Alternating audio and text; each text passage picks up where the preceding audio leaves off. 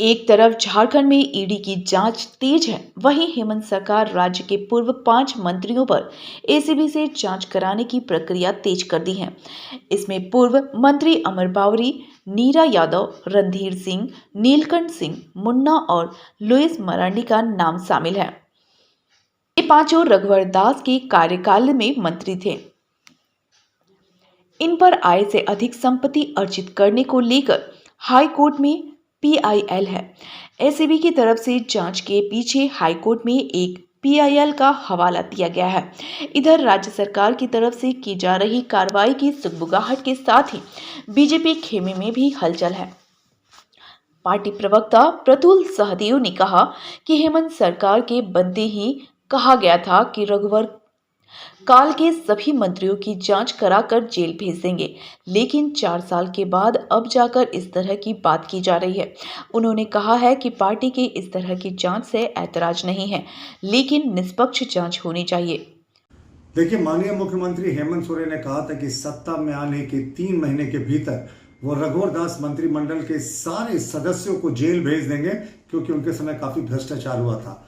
लेकिन 4 वर्ष बीत गए और मुख्यमंत्री के नेतृत्व में अब एसीबी जो है वो सिर्फ पी दाज करके और एक नोटिस जारी कर रही है। और हमारा मानना है ये इसलिए किया जा रहा है कि मुख्यमंत्री और खुद उनकी पूरी सरकार 70,000 करोड़ के विभिन्न घपले घोटाले में फंसी हुई है और वो जनता का ध्यान डाइवर्ट करना चाह रहे हैं। और मुख्यमंत्री के सारे करीबी सहयोगी, वो राजनीतिक हों या ब्यूरोक्रेसी के लोग हों, वो तमाम लोग जेल में हैं या ईडी और सीबीआई और इनकम टैक्स की इंक्वायरी को फेस कर रहे हैं।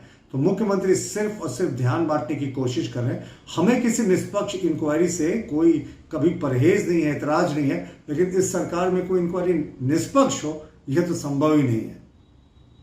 इधर राज्य में सरकार चला रही पार्टी कांग्रेस के नेताओं का कहना है कि सरकार किसी तरह के से बदले की कार्रवाई नहीं कर रही है। अगर बदले की कार्रवाई करने की मंशा होती तो ये लोग जेल में होते। सरकार जांच करा रही है, इससे बीजेपी के नेताओं को बेचैनी नहीं होनी चाहिए। देखिए, हम बदले की कार्रवाई नहीं किया करते हैं। अगर हम बदले की कार्रवाई करते या जानबूझ करके अगर पूर्व मंत्रियों को फंसाने का काम किया जाता तो अभी तक ये लोग जेल के शिकंजे के पीछे होते हैं। हम तो जांच करवा रहे हैं साक्ष्यों के आधार पे।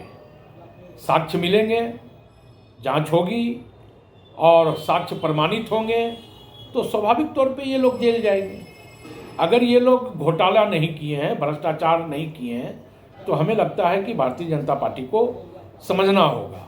इतनी बेचैनी और इतनी घबराहट उन्हें पसंद नहीं आनी चाहिए। तो स्वाभाविक तौर पे ये लोग धैर्य रखें। एसीबी की जांच चल रही है। जांचों उपरांत जो भी साक्ष्य सामने आएंगे, कार्रवाई उन पर होगी और जब कार्रवाई होगी तो बेचैनी भी बढ़ेगी, छटपटाहट भी बढ़ेगी। ये ब्यूरो रिपोर्ट, सबरंग समाचार।